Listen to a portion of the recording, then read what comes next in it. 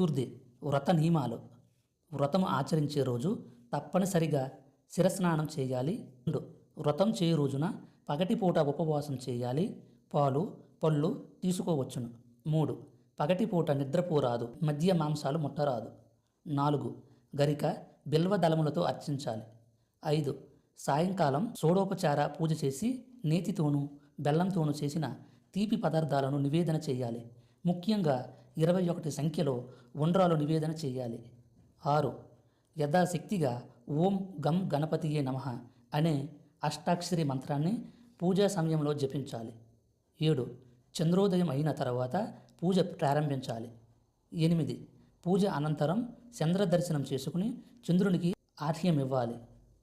9 మనోవాక్కాయ కర్మల చేత ఎవరిని బాధించకూడదు. మౌనం వహించడం ఉత్తమం.